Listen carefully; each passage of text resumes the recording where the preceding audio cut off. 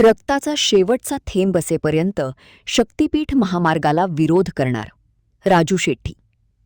रक्ताचा शेवटचा थेंब असेपर्यंत शक्तिपीठ महामार्गाला ताकदीनं विरोध करणार असा निर्धार माजी खासदार राजू शेट्टी यांनी केला आहे.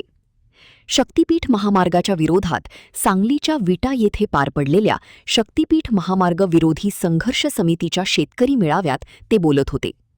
नव्या रेखांकनामुळे कडेगाव, विटा, वाळवा तालुक्यातून शक्तिपीठ महामार्ग जाणार आहे. मात्र याला शेतकऱ्यांचा विरोध वाढू लागला आहे. विटा येथे माजी खासदार राजू शेट्टींच्या उपस्थितीमध्ये शक्तिपीठ बाधित शेतकऱ्यांचा मेळावा आयोजित करण्यात आला होता. या मेळाव्यातून राजू शेट्टी यांनी सरकारवर जोरदार निशाणा साधत ज्या रस्त्यामध्ये भ्रष्टाचार होत आहे त्यालाच आपला विरोध आहे. राज्यातल्या कोणत्याही महामार्गाला आजपर्यंत शेतकऱ्यांनी आणि आम्ही विरोध केला नाही, असं देखील राजू शेट्टींनी यावेळी स्पष्ट केलं. ही भीती त्यांच्या मनामध्ये जर का निर्माण झाली तर 100% मी तुम्हाला देऊन देवा, 100% हा रस्ता रद्द झाल्याशिवाय होणार नाही. आणि आम्ही तर जोपर्यंत हा रस्ता रद्द होत नाही तोपर्यंत गप्प बसणार नाही. तुमच्याकडचा तुम्हाला पलीकडे गेला फलटणला तरी नाही आहेत, काय फलटणला गेला तरी नाही आहेत.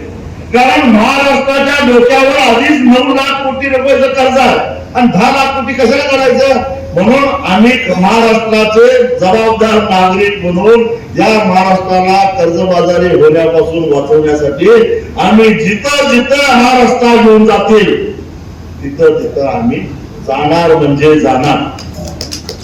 पण आम्ही ते काय आमच्यावर आरोप करतात की हे सगळीकडे विरोधच करतात. आम्ही सोलापूर रत्नागिरी हायवेला विरोध केला का? नाही केला. आम्ही सुरत सिन्नरला विरोध केला का?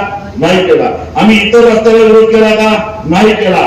पण इथं मात्र यांचा भ्रष्टाचार आहे, त्यांना मलाई गायची आहे आणि एका उद्योगपतीसाठी सगळे चाललेले आहे. म्हणून आम्ही विरोध करणार. रक्ताचा शेवटचा थेंब असेपर्यंत आम्ही विरोध करणार ही आमची ठाम भूमिका आहे, लक्षात ठेवा. म्हणून माझी तुम्हाला विनंती आहे की सगळे पक्षपेक्ष सोडून टाका. आता तुम्ही कुठल्या पक्षाचे आहेत ते मला देणं घेणं नाही. इथं आता 2च पक्ष राहिलेले आहेत. एक शक्तिपीठ महामार्गाचा विरोध करणारा पक्ष आणि एक शक्तिपीठ महामार्गाचं समर्थन करणारे मिशीला खरकटा लागणाऱ्या भामट्यांचा पक्ष, असे 2च पक्ष इथे शिल्लक राहिले आहेत.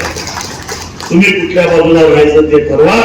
पण मला असं वाटतंय की आपण राजर्षी शाहू महाराज, डॉक्टर बाबासाहेब आंबेडकर, छत्रपती शिवाजी महाराज आणि महात्मा ज्योतिबा फुले, शाहू आंबेडकर, छत्रपती शिवाजी महाराज आणि त्याचबरोबर साधू संतांच्या महाराष्ट्रातले खरे महाराष्ट्रीयन, खरे मराठी माणसं आहोत. या भमक्याच्या नादाला तुम्ही लागणार नाही याची मला खात्री आहे. एवढंच सांगतो आणि इथंच थांबतो. धन्यवाद.